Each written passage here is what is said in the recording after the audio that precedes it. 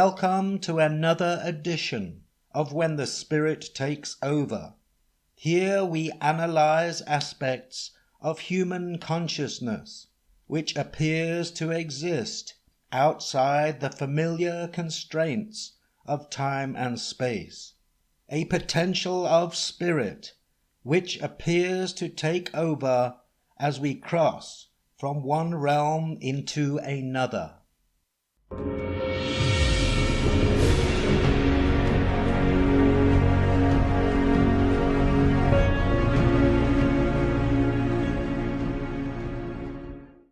These special creatures appear in our lives for a purpose and at a specific time. Although their appearance may be different from the last time they were with you, you may recognize something familiar about their personality, and you may sense a bond immediately as you look into their eyes. Look closely when a new pet comes into your life and you will know. Claire Montanero, The Spiritual Life of Pets and Other Animals. Some people believe that animals also have a connection to the spiritual realm, and that certain pets which join us during various periods in our lives are part of a spiritual network, returning time and again throughout our many physical experiences and incarnations. These soul pets or guardian spirits will invariably seek you out at a point in your life when you subconsciously truly need them. Herd animals such as cows and sheep are thought to share a common soul, like a hive type of awareness, due to their basic evolutionary level. Consequently, it is assumed that they do not possess an established connection to what we would consider as spiritual consciousness. Then God said, "Let us make man in our image, after our likeness, and let them have dominion over the fish of the sea, and over the birds of the heavens, and over the livestock, and over all the earth, and over every creeping thing that creeps on the earth." Genesis 1:26. This verse from Genesis talks about giving man dominion over the livestock and all things which creep on the earth. Pets are not normally considered as livestock, and therefore have more of an advanced form of consciousness than the wild or herd animals mentioned in Genesis. This could be due to their unique and more sophisticated connection to the spirit world, and as a consequence, we treat them more favorably than the animals we have dominion over, that is, the ones which are generally reared for consumption. Evidence for the domestication of dogs as pets and companions goes back at least 12,000 years. The ancient temple of Göbekli Tepe in Turkey is a recent discovery, proving human culture and social structures existed all those years ago, showing evidence which points to the domestication of dogs. In ancient Persia, dogs were said to guard the bridge between this world and the next, and depending upon how one treated their dog would influence their chances of reaching paradise beyond the divide. Persian dogs throughout this period were thought to have souls made up of 1/3 wild animal, 1/3 human, and 1/3 divine. As a result, they were given their own funerals sometimes equal in status to that of humans. They also had a tradition in which dogs would be brought close to a newly deceased person due to their superior senses for some form of practical or spiritual reason. In the old Indian epic known as Mahabharata, 400 BC, King Yudhishthira makes a pilgrim to his final resting place. Along the way, he was accompanied by his family and his faithful dog. One by one, the members of his family died off, leaving him and his dog alone. When the king reached the gates of heaven, he was welcomed in for all the noble and righteous things he had done throughout his life. However, the angel at the gate told him that his dog was not allowed inside. Devastated by this news, the king chose to remain with his dog on earth or even in hell, as opposed to paradise, separated from his faithful friend. Before Yudhishthira left, the angel told him that he had just passed the final test of his virtue, and of course the dog was welcome to stay with him in paradise. In some versions of this story, the dog turns out to be Vishnu, the preserver, who had been watching over Yudhishthira throughout his entire life, linking the figure of the dog to divinity. Many ancient civilizations and cultures treated dogs with similar regard. Records from China suggest that their ancestors saw the dog as a gift from the heavens, which gave them an elevated status. Consequently, their blood was often used to seal oaths and allegiances. Dogs were sacrificed and buried in front of one's house and even at the city gates as a way to ward off evil spirits and protect those living within the city walls from bad luck and disease. The Maya and Aztec cultures have a similar belief regarding their dogs, believing that they could help a recently deceased soul navigate its way into paradise. Any soul which died alone, receiving no proper burial, would be found by spirit dogs who would lead them to where they needed to go. Some Mesoamerican cultures tell of a time when dogs were instrumental in the destruction of an ungrateful and unknowing race of humans, which the gods first created but later regretted. They say that because dogs have been here longer than this present race of humans, they were treated with the same amount of respect as the elders in their society. In ancient Egypt, the dog was linked to the jackal god Anubis, a figure who would guide the newly deceased to the hall of truth, a place where their soul would be judged by the great god Osiris. Wealthy Egyptian families would have their dogs mummified after death, along with an elegant burial service. The Greeks, who also domesticated their dogs, saw them as companions, protectors, and hunting aids. They introduced the spiked collar as a way of shielding the dog from preying wolves. Socrates claimed in Plato's Republic that the dog was a true philosopher. And surely this instinct of the dog is very charming. Your dog is a true philosopher. Why? Because he distinguishes the face of a friend and of an enemy only by the criterion of knowing and not knowing.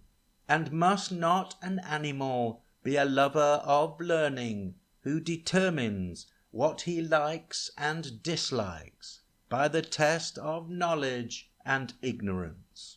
Plato's Republic, Book 2. Therefore the dog has learned who is a friend and who is foe, based on the simple knowledge of truth, whereas humans are often deceived as to who their true friends are due to hidden motives and agendas.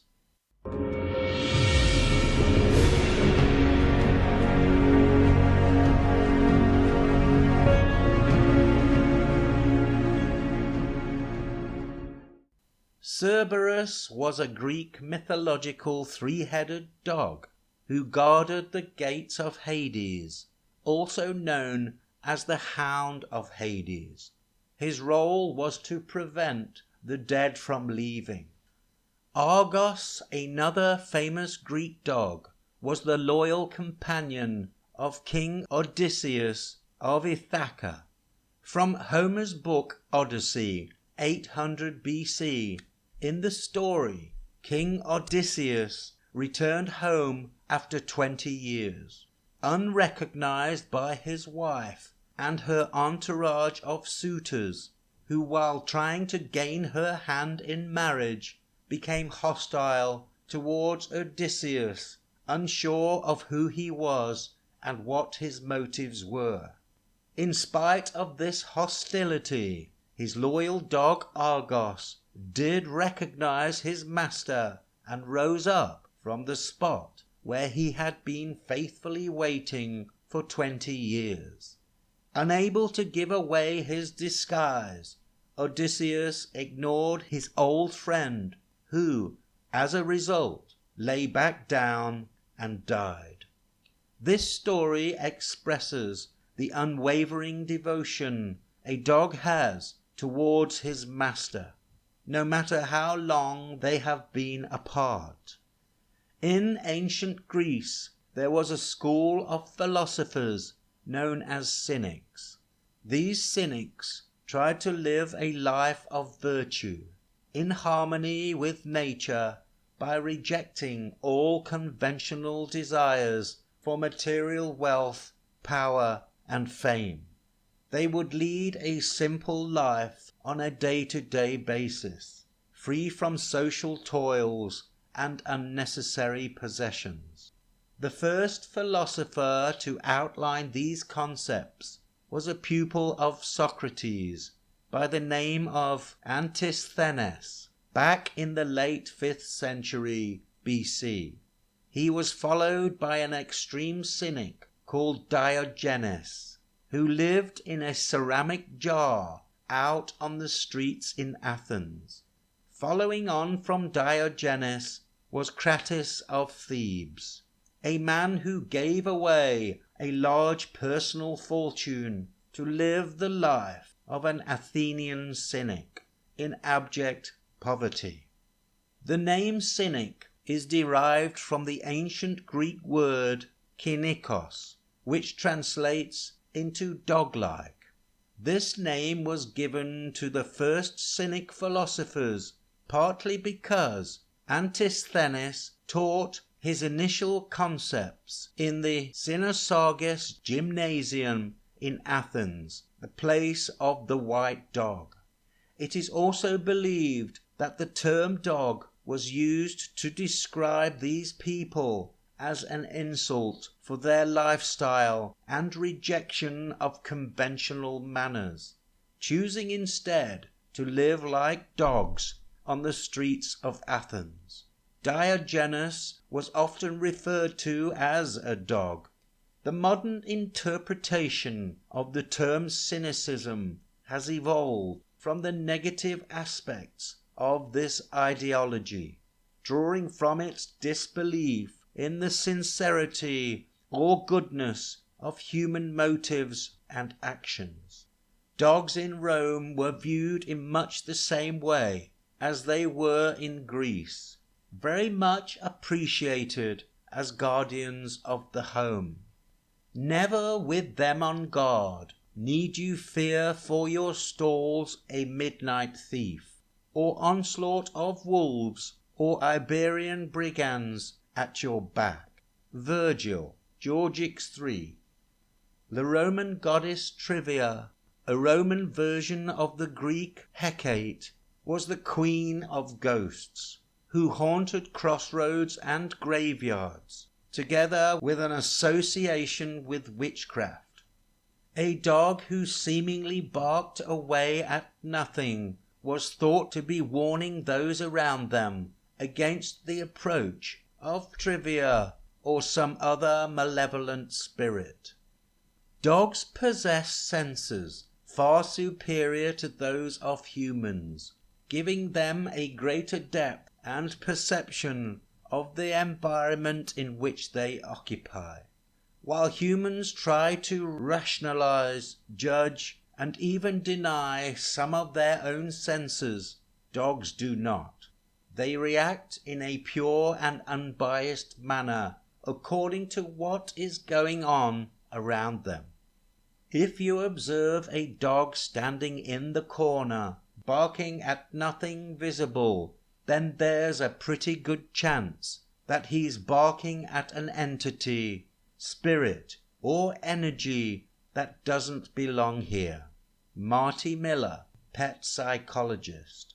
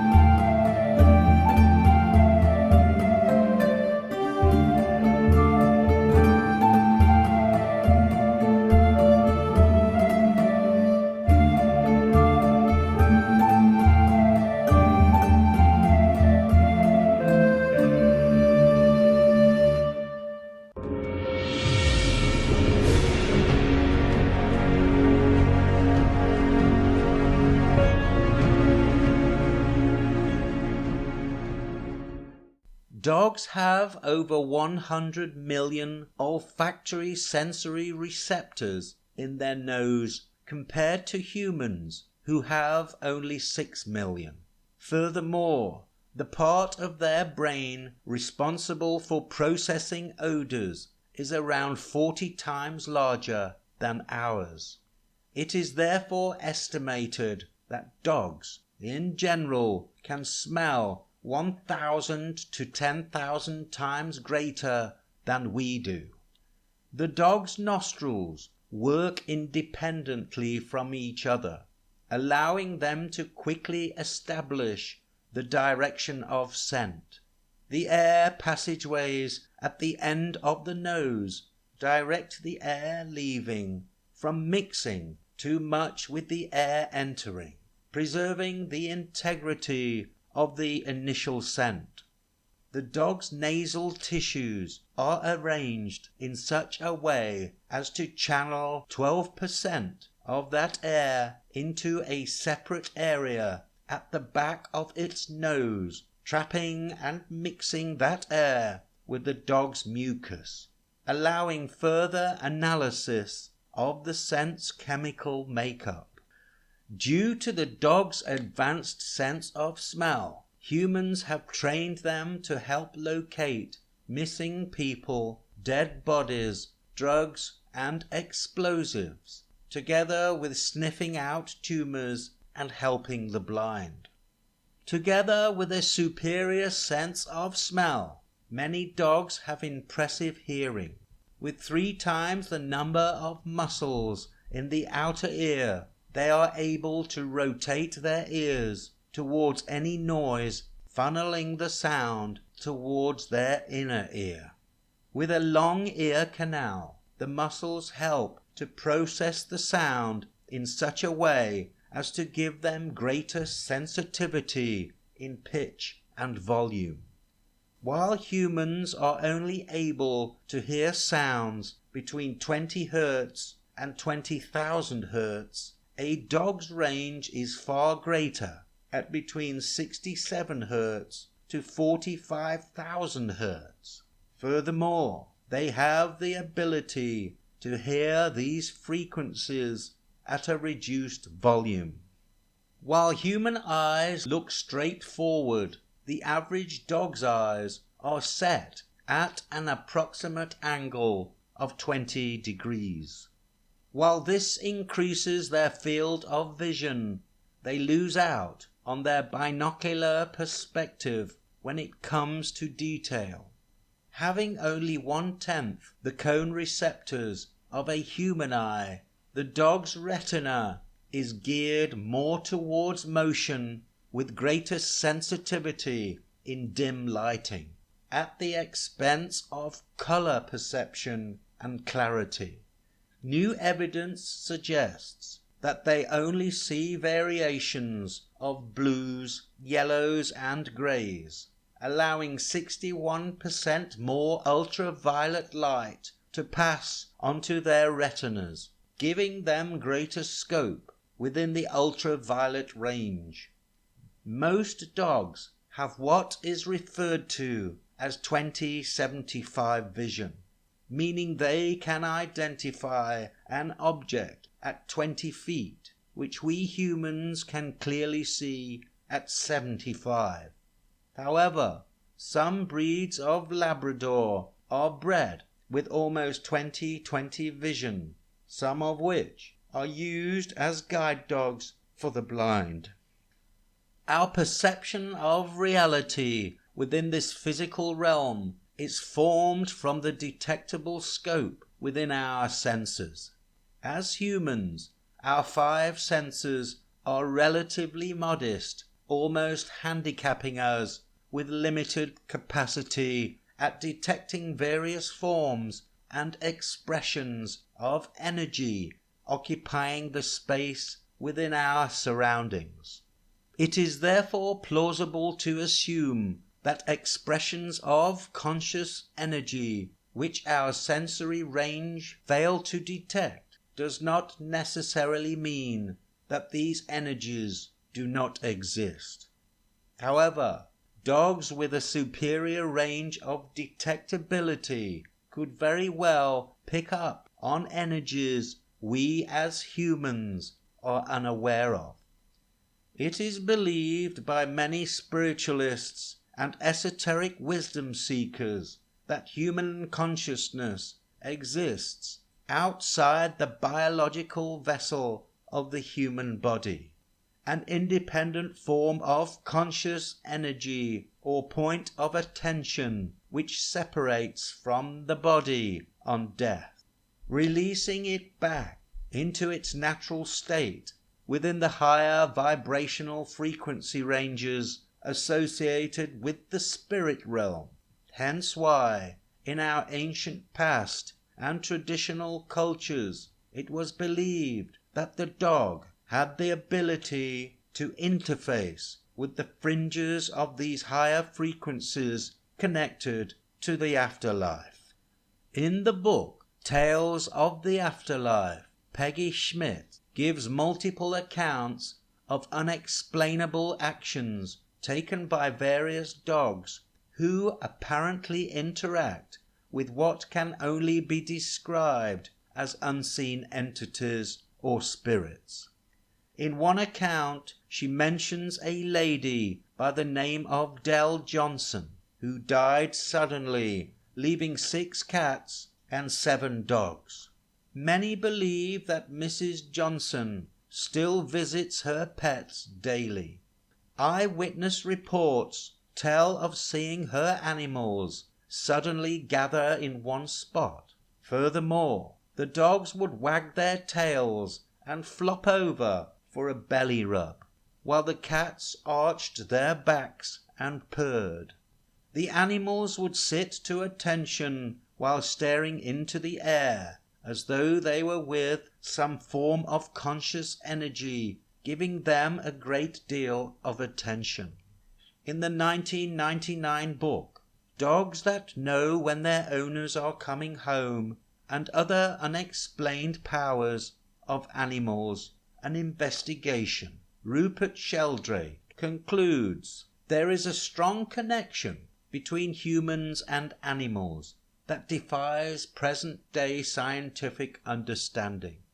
The number one clue that there's something present is that your pet will stare up into the corner of a room at nothing. Upper corners of rooms are energy vortices. Energy collects there like a dust bunny under your couch. So, you'll see the pet staring up in the corner, or your dog will look up and start barking. Pets might also act really weird. They won't go into a certain bedroom, or they won't go into a basement. I hear that a lot. Karen Anderson, a professional animal communicator, psychic, and medium. Both wild and domestic animals have been seen acting strangely before earthquakes and tsunamis.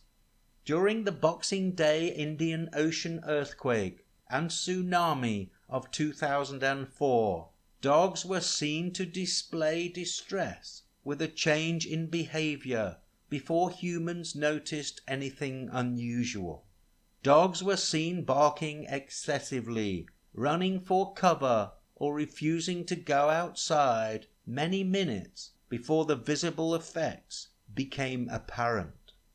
Experts have suggested that some dogs can sense the Earth's vibrational changes before we humans can.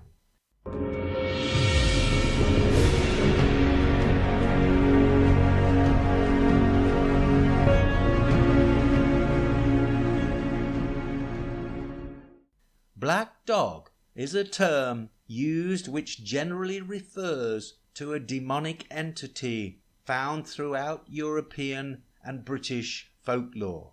These black dogs are described as nocturnal apparitions or even shape-shifting entities associated with death, the underworld, and even the devil himself.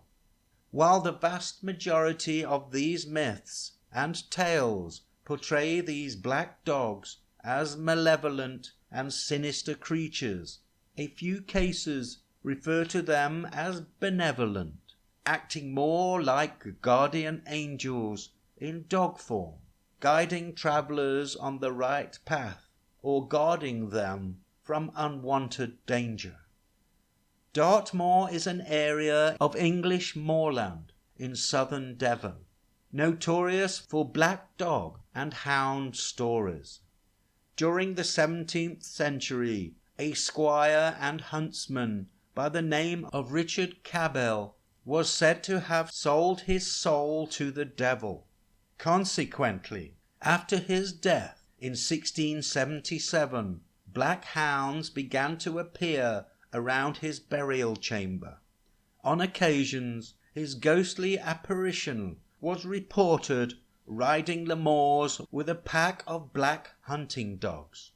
This folklore tale was the inspiration behind Arthur Conan Doyle's famous book, The Hound of the Baskervilles. A few years ago, a young mother living in New York told her story of how a golden retriever appeared out of nowhere to save her baby son's life. At the time, she was living in an apartment near Central Park, where she would take her baby boy for daily exercise. On this particular day, she decided to venture further afield towards the Metropolitan Museum of Art. After a pleasant walk around the museum grounds, she chose a nice spot to rest and take in the view at the top of a grassy hill overlooking 85th Street, where she could watch the people playing in the park together with the passing cars on the street down below. I'll never know exactly what happened. Did I look away for a moment after I unbuckled his seat belt? Did John see something that attracted him? In the space of a second, life can change, and somehow suddenly there was John running down the steep hill. I ran after him, vaguely aware that other people started running as well. He seemed to gain momentum and was hurtling down the hill so quickly I knew I'd never be able to catch him. I also knew, as did the other people running with me, that if John couldn't stop, he would plunge headlong into the street. There were no barriers to stop him. The cars kept driving, and John just kept running towards them. Suddenly, out of nowhere, appeared a huge golden retriever, which ran past the panic-stricken mother down the hill towards the baby boy. Once in front of the boy, the dog turned, placing himself directly in front of the boy's path. The baby careered into the dog, cushioned by its furry body, and fell to the ground unscathed, saved from what seemed as impending doom. People surrounded us and cheered. I soon found the dog's owner. "Your dog saved my son," I gasped. Another few seconds and he would have landed in the street. "Cain is a good boy," she answered. Miracle on 85th Street. St. John Bosco, 1815-1888, was an Italian Roman Catholic priest who dedicated his life towards helping street children, juvenile delinquents, and various other forms of disadvantaged youth. At that time, parts of Turin in northern Italy were considered too dangerous to walk at night. However, on occasions Bosco had to work late and found it necessary to cross through this dangerous district to get home. One night, as he was just about to enter the Valdocco neighborhood, a large grey dog appeared, almost from nowhere. Startled at first, he later found the dog to be a friendly companion and was happy to accept his company. As they both proceeded through the streets of this uninviting quarter, the priest gave the dog the name Grigio, grey in Italian. As the weeks went by, this became a regular occurrence. Whenever Bosco was out late and needed to traverse through the most hazardous parts of town, this large grey dog would appear to escort him. One night Bosco noticed two men behaving suspiciously as they appeared to follow him. Whenever he sped up or slowed down, they would do the same. When he tried to lose them by crossing the road, they caught up with him, threw a cloak over his head, pinned him to the ground, and forced a handkerchief into his mouth. As he struggled and called for help, he froze at the sound of a blood-curdling howl which came from Grigio, who appeared at the nick of time to pounce on the two men, knocking them both to the ground while digging his snarling teeth into their flesh. Terrified, they both ran off, leaving Bosco shaken but unscathed. Over the years, the dog saved the priest from numerous hostile ordeals. On one occasion, he even lay across the entrance of his doorway, growling to prevent him from leaving his home. This action saved him from grave danger, as two men were waiting down the road to rob and attack the priest. The last time John Bosco saw Grigio was on a journey to a friend's house. It was getting dark, and he had already passed a number of farms and vineyards guarded by dogs of various kinds. At that moment he thought of Grigio and wished the dog was with him. Almost instantaneously the dog appeared and began to accompany him on his walk. This turned out to be a lucky escape for Bosco, because moments later two aggressive farm dogs came running towards him, growling and barking menacingly. However, with one almighty howl from Grigio, the dogs scattered and ran back quickly in the direction from which they came. Grigio escorted Bosco to his friend's house, where he lay by the priest's side while they ate. After supper, the dog disappeared, never to be seen again. So how can the incredible timing and actions of Grigio, the stray dog, be explained? How is it that he mysteriously showed up at just the right moment, on not one but numerous occasions, to literally save the life of Father John Bosco? Was Grigio an angel in the form of a dog, or was he simply a dog that was mysteriously guided by God to protect Don Bosco?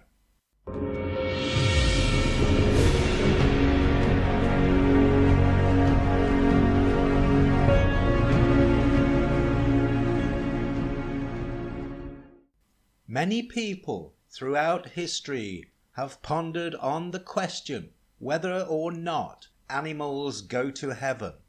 To answer this question, it is necessary to understand what form our consciousness takes in the afterlife, and whether certain animals have the potential to interact with that conscious energy once outside this physical realm.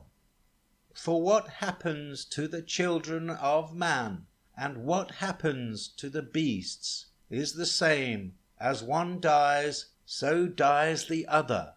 They all have the same breath, and man has no advantage over the beasts. For all is vanity. All go to one place. All are from the dust, and to the dust all return.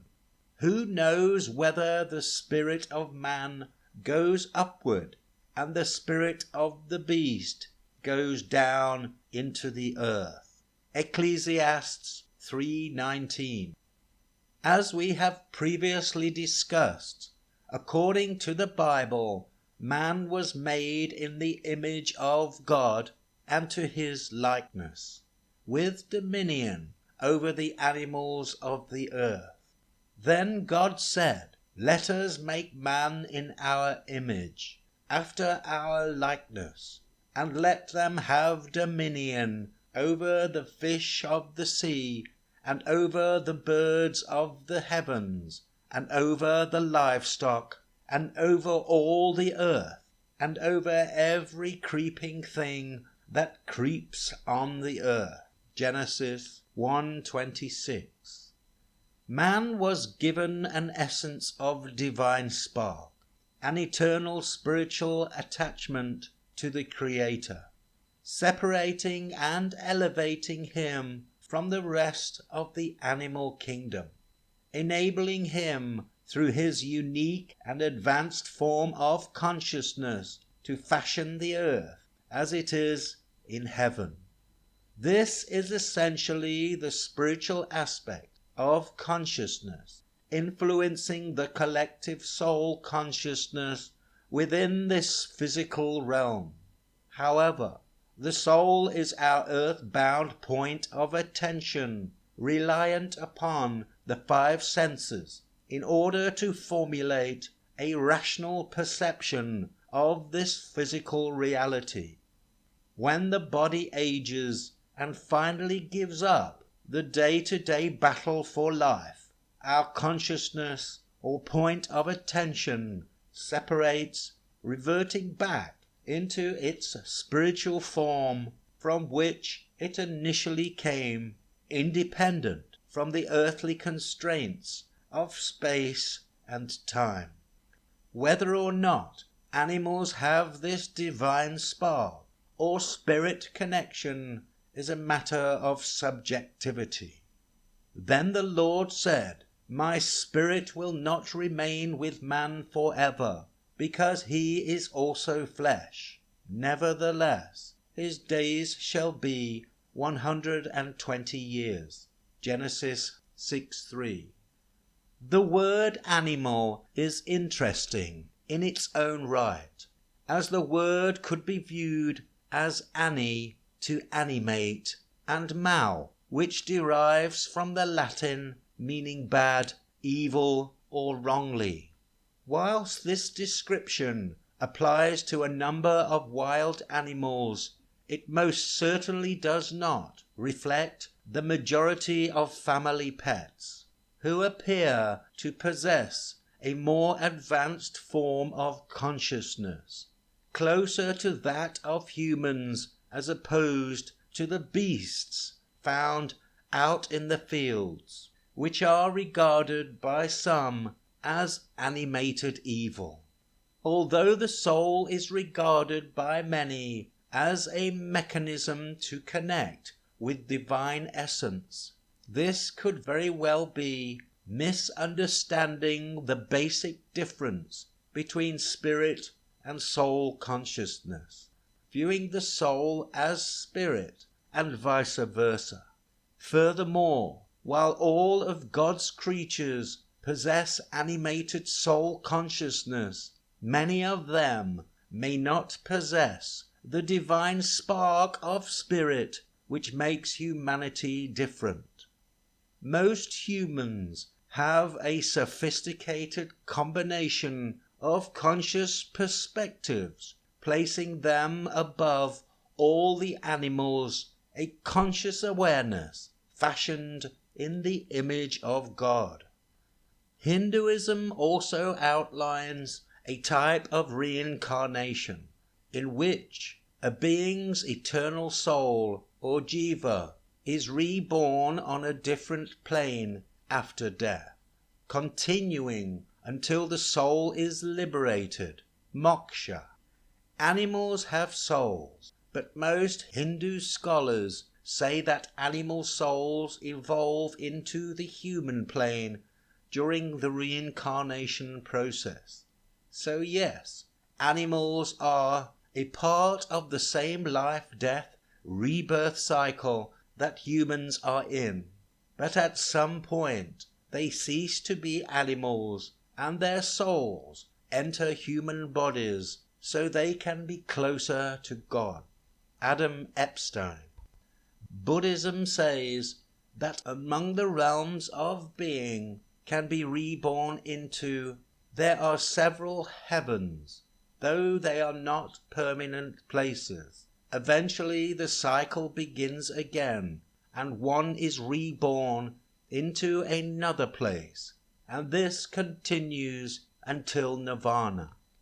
Buddhism also sees animals as sentient beings like humans, and says that the humans can be reborn as animals, and animals can be reborn as humans.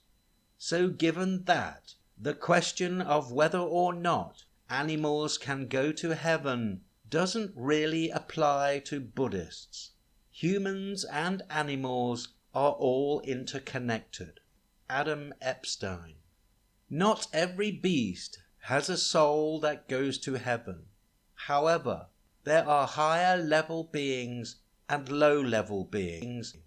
Ants, for example, I'm confident, don't die and go to heaven, to live eternity in bliss. Smack a mosquito.